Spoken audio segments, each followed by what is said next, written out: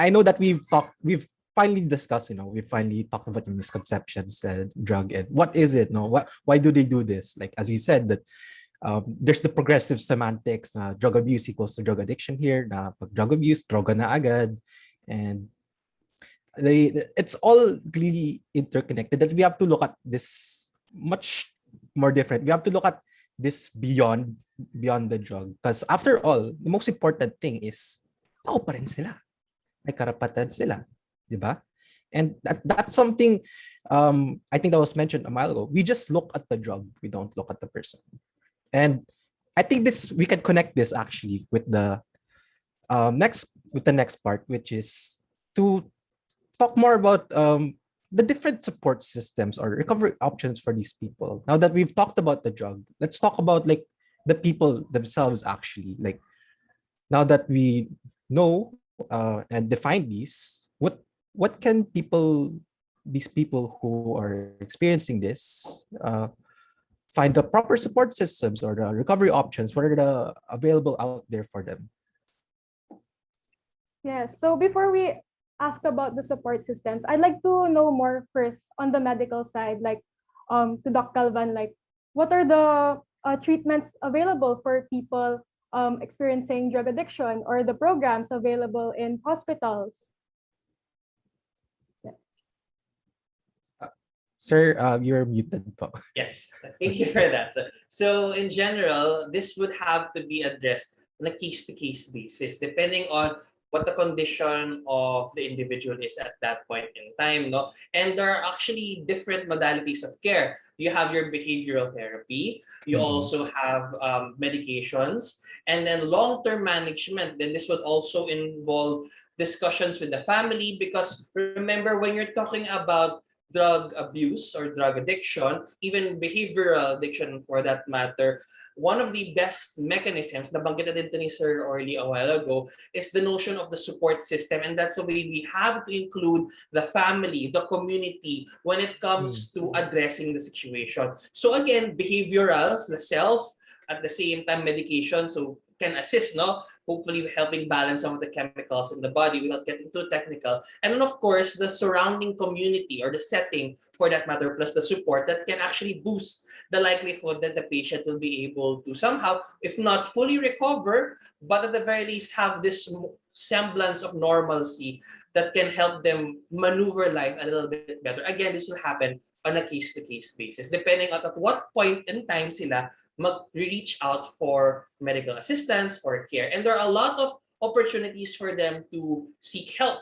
Particularly, we have the National Center for Mental Health, we have the free programs provided by different institutions, and we have NGOs that are providing assistance and support, no? Because one of the things that we have to take into account, part of that setting problem and lack of support, is that sometimes we have individuals using illegal drugs or ending up becoming addicted to drugs that go into this because they do not have an adequate support system, not just in the context of the family, but also in the community. And this is where the NGOs, CSOs, and other support groups will come into play, no? By giving them that haven, that safety, wherein they can provide and get that support that they need as well, no? And that's why dito na umpisa this concept, nag-umpisa yung mga groups that were more familiar with, like your Alcoholics Anonymous or those other support groups, in the same way that they're able to provide support and care for those who are recovering. Those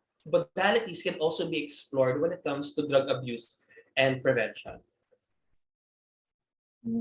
Balikan ko lang yung na-mention ni Doc Dexter about like there are maraming options of treatment, no, na parang walang isang gamot para sa lahat, no, and that's really very important, something that we would actually want to be put on the table in terms of the discussion or conversation on treatments, no.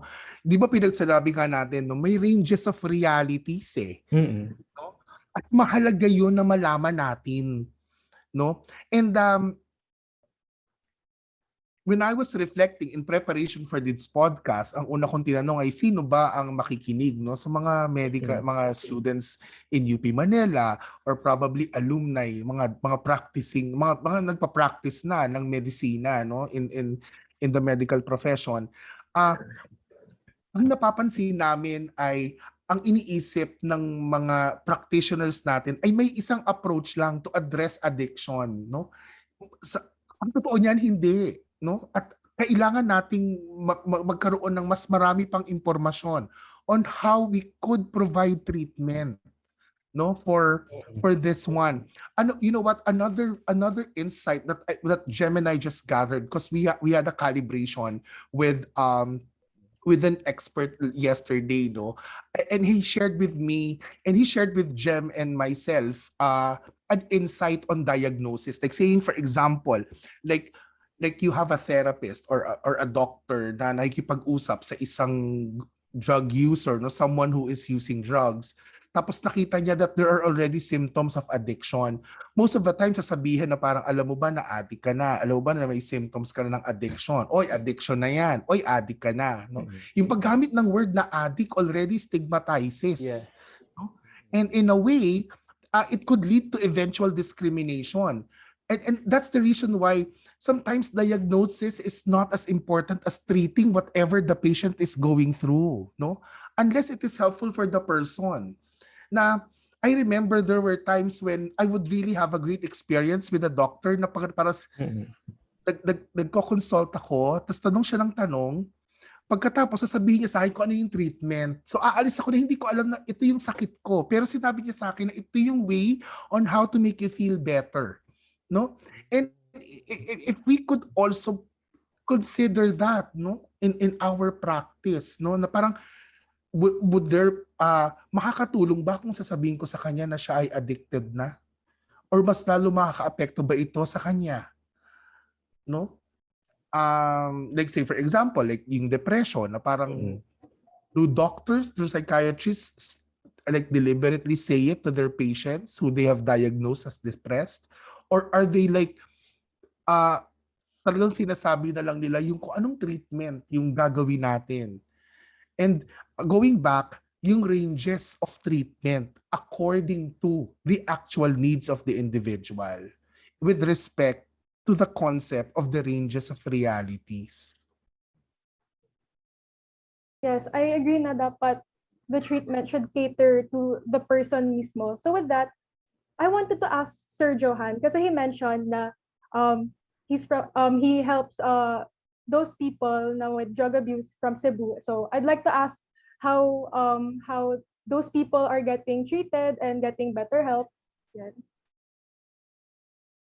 Yeah. Yung sa amin is hindi namin yung first pagpunta na namin dito to access the service. So wala naman, meron silang menu of service dito. And we will not focus on his addiction. Focus namin yung harm reduction, yung anong talagang problema, like his status, so like HIV, kasi they are drug users, they are doing risky behavior. So tingnan natin muna, i-treat muna natin yun. Sadly, because here, sadly dito sa atin, yan, tama si Orly. Parang more tayo sa ano ba yun, sa yung isang solution is rehab lang. Wala na. We have lots of program, community-based rehab na yun di ba? Pero tingnan mo yung community-based rehab. It's coercive and it's supposed to be non-coercive. Na-force lang yun siya nag-promote ng program, and one dapat is siya mismo, when you go there, siya mismo when you access a treatment, siya mismo nagawa nga he's needing a treatment, hindi natin siya i-force. Yun. Pag i-force natin yun, failure talaga yun. Di ba?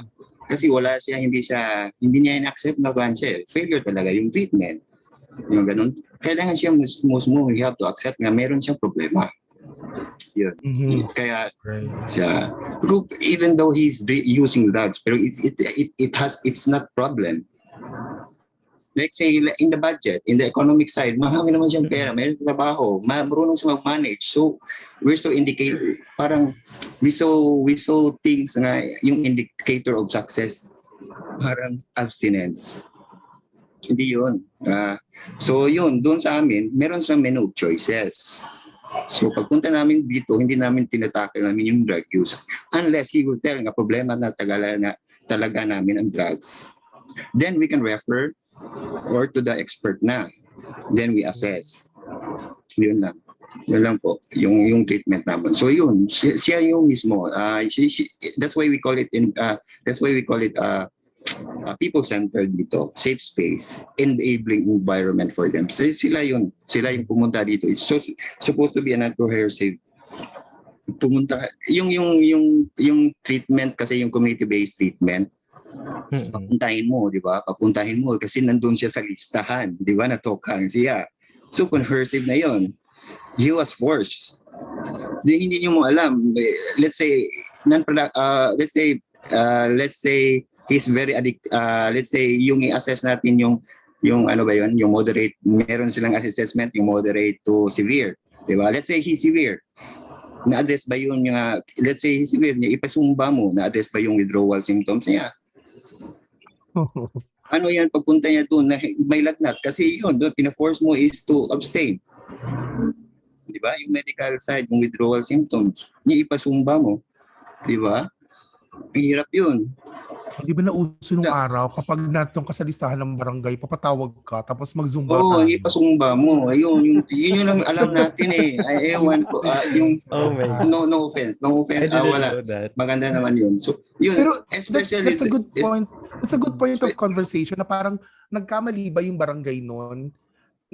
Feeling ko hindi sila nagkamali eh. Feeling ko they are not just informed. No? Yeah. Impormasyon lang, hindi nila alam eh. And they do not know what they do not know.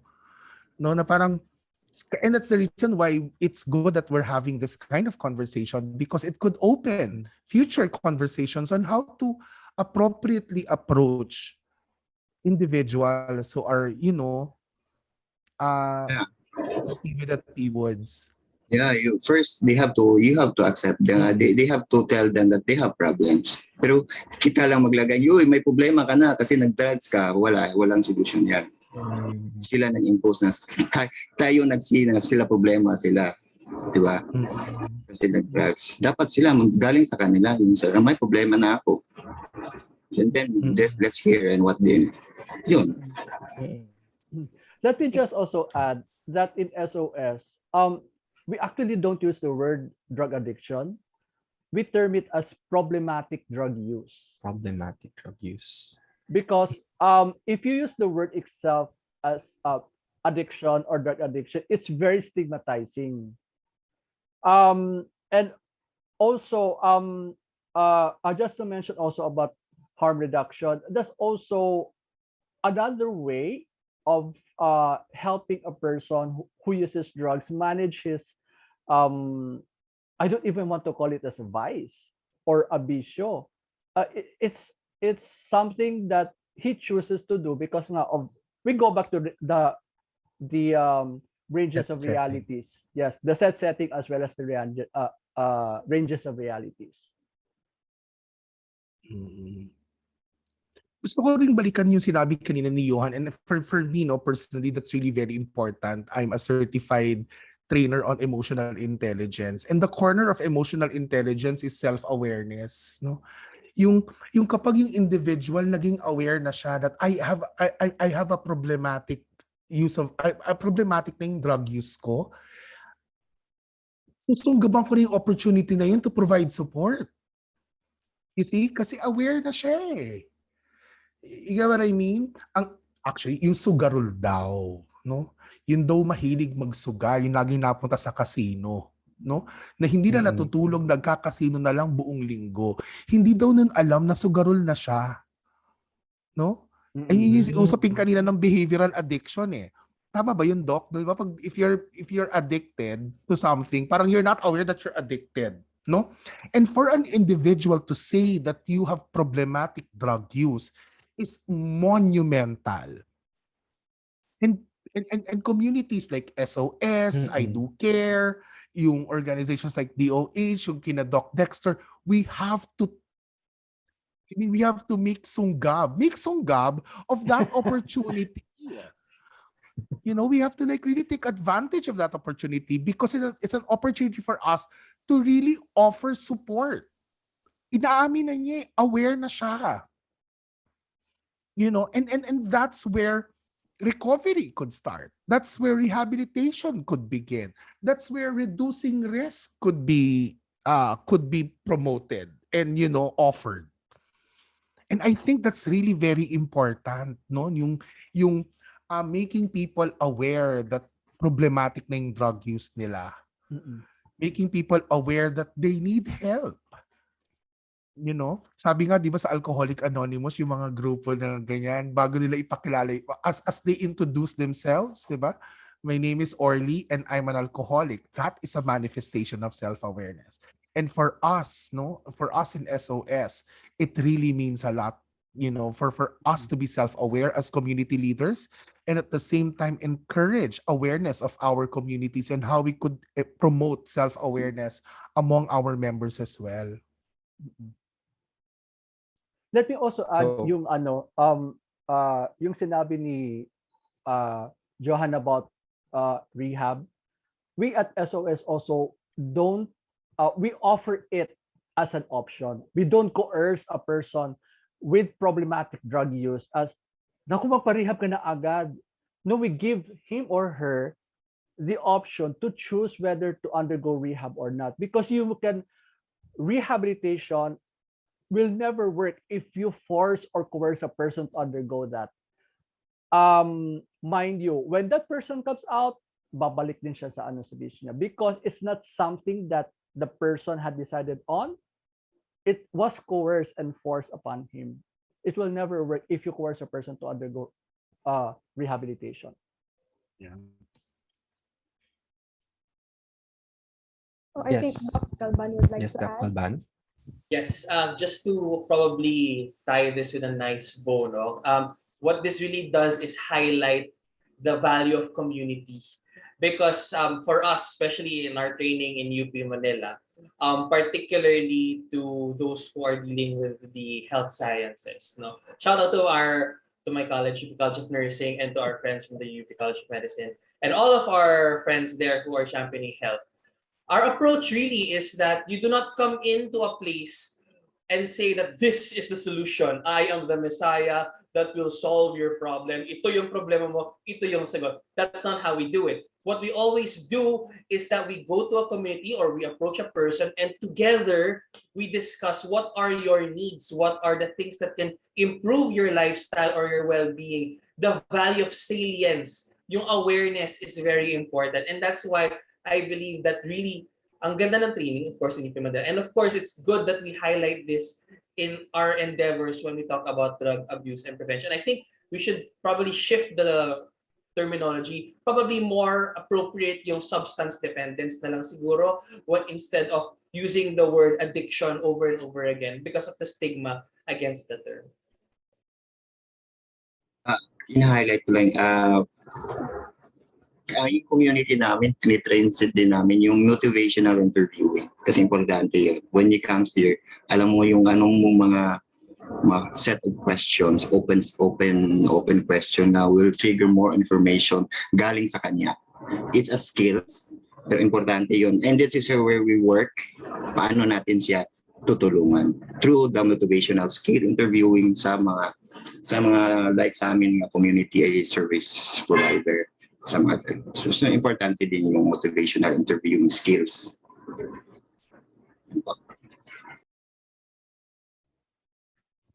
So yes, what I've understood from this conversation we're having. So being self-aware is a big factor in to getting effective treatment for people with drug addiction and drug misuse. But for me, are there other factors preventing those to have an effective treatment? Like yung nasa isip ko now, like sa previous state natin on how we handled people with drugs, like parang pinapatay, ganon. So my question is, since yung parang na-mention is being self-aware, how can those people be self-aware if like there is fear in actually accepting na, okay, I am abusing this use of drugs, pero I'm too afraid to actually seek help kasi ito yung nangyayari before. What can I do? How will I be a better person? Parang ganun. Yan yung nasa isip ko now. Yes, hirap yun. Lalo na ngayon. How can isa yung problema namin yun. Paano namin sila we already have many of service for them. And partnership, like if we we have a service delivery networks. Marami na. So, problema yun. Yung paano nila, because of fear, stigma, it resulted to death. Hindi sila mamatay. Kung di sila, example, they'll face death because of war on drugs or face yung status niya sa HIV nga hindi na lang siya magpa-treat. Death pa rin yun, di ba? Kasi hindi na lang siya magpa-treat because, alam niya, HIV cancer, pero hindi siya mag-access. Baka because of the stigma, hindi na lang siya magpa-treat. Lalo na yung stigma ng HIV plus drug use. Grabe yung stigma. Lalo na yung HIV, drug users, women who use drugs, sex workers, lalo na yung stigma. Di ba? So hindi na sila. So mamatay sila sa either sa HIV status, hindi sila na-treat, or mamatay sila sa, dokang, stigma, So they're facing both. Yung problema yun until now. Problema yun. We try to, That's why napakahalaga ng role natin sa medical profession pagdating sa managing and addressing the stigma. Maaaring tanungin din natin ang ating mga sarili, ako ba ay dumadagdag sa stigma na yan? We would know other doctors or emergency doctors who wouldn't provide treatment to individuals who have been rushed to emergency rooms because of a drug overdose in fear of ayaw nilang ma-involve, di ba? At nangyayari ito, another would be, we would know people na nag-overdose sa kanilang mga sariling spaces, tapos hindi sila madala-dala o ayaw nila magpadala sa ospital kahit kailangan na nila magpa-ospital kasi ayaw nilang sabihin na what do you call this? Na kaya po ako ganito kasi ito yung nangyari, ito yung ginawa ko. Kasi natatakot sila na mas stigmatize sila ng kanilang mga doktor. And that's the reason why malaki yung role na pwede nating gampanan. Ito ay dito pumapasok yung usaping access to medical services. Nakarapatan natin, isa yan sa ating mga basic human rights. Access to health services. Pero ngayon, hindi ko siya magamit dahil ako ay stigmatized, And maaaring isa ito sa magagandang platforms, as young as you are, our future doctors, to start really reflecting on what your biases are in terms of drug use, in terms of drug abuse, addiction, and how could you manage these biases in order for you to provide appropriate, individualized, dynamic, context-driven, and goal-oriented approaches and treatment for your patients whose lives involve drugs. Yes. True. Wow. Well, actually, I just want to hear that again one more time. Is that appropriate, dynamic, goal-driven, goal-oriented, oriented? goal-specific, and don't forget, situational. No? Mahalaga rin yung situational na ano. Ito yung sinasabi ni Doc Dexter kanina na hindi lang yung para kang mahal na birhen na lumabas. Hindi ko sa Elsa sa Kupang na nagbibigay ng himala para sa lahat, 'di ba? No, it has to be specific. It's context specific. It should be, dynamic. Ito ay nagbabago. No? Yeah, I think that dynamic is very obvious here in our current administration, actually, that we have to really adjust it now, especially since yung stigma is so many people are scared, diba? Yes. And like we have to treat this like as Doc Galban said, case-to-case basis at a point in time to provide assistance and support. We need them to be able to achieve that self-awareness because they're not really working towards helping themselves if they don't even recognize it. And that's something we really need to work on, yung self-awareness and that information. And the stigma is something we really have to tackle kasi the stigma will end up killing them. The stigma will end up killing them. There are so many systems in place, but they're so afraid that the stigma ends up killing them. Diba, nandiyan sila Doc Dexter. Ba't hindi ko ma-access si Doc Dexter? Kasi natatakot ako Mabubulgar ako. No? So, and that's the reason kung bakit napakahalaga ng mga ganitong klaseng platforms at conversations. Balikan ko lang yung stigma, yung social stigma natin on people who use drugs. No? Kami sa SOS, hindi kami galit no, sa administrasyon. No? Wala kaming sama ng loob sa mga tao na kumukundina ng mga people whose lives involve drugs, no? Tinitingnan namin sila as people na kailangan pa nila ng mas dagdag na impormasyon. Kailangan natin ng edukasyon kaya tayo nandito ngayon, no? And that is also the range of reality, their own setting. Yes. So instead of drug, palitan natin ng stigma. Stigma, ano yung setting that influences the stigma, no? So instead of us like awayin sila, it's more of like embracing them and really understanding where they're coming from. Marahil ang kanilang stigma or kanilang mga biases ay talagang may mga pinanggalingan. Maaaring totoong naging biktima sila ng isang kapitbahay na isang drug user. And it's something that we have to really accept and embrace, no? It's just that kami naman ngayon ay nanggagaling din sa perspektibo ng pag-intindi hindi lamang sa kanila kundi also doon sa gumamit ng drugs, no? So because we're not just talking about groups or school of thoughts, we're talking about embracing the whole of humanity, thus upholding human dignity as a whole.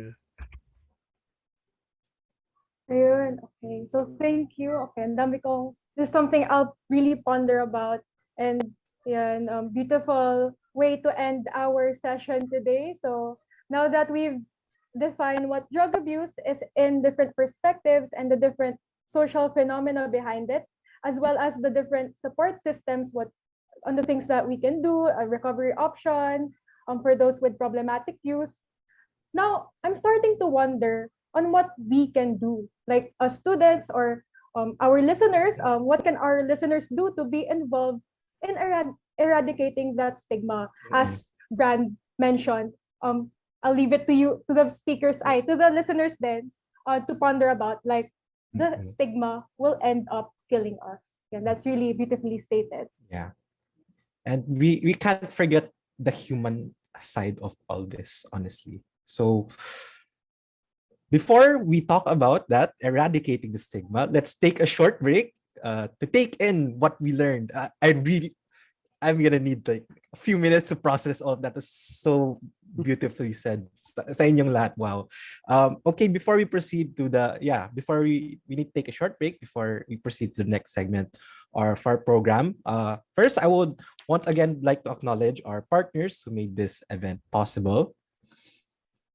Again, so this podcast was made in partnership with the UP Pre-Medical Honor Society, UP Sigma Rho Fraternity, UP Manila DOST Scholars Union, UP Kabataang 𝗘𝐓 UP Manila 𝐘𝐀𝐓, UP Manila College of Public Health Student Council, UP Pharmaceutical Association Student Council, UP Dentistry Student Council, UP Euro Filipino Understanding and Relations Organization, Youth for Christ, UP Manila, Bulso Kababayang Yayakap sa mga Kapuspalad, Progressive and Responsive Organization of Pharmacy, and MVTTV Philippines. And this was done in cooperation with UP Lakad Manila, De La Salle Red Cross Youth Senior High School, UP Manila Indayog Dance Varsity, UP 𝗘𝗱𝗱𝗶𝐴𝑣, with special mention to Alyansang Tapat sa Lasalista, UP Law Student Government, and the Council of Organizations of the Ateneo of Manila Health and Environmental Cluster.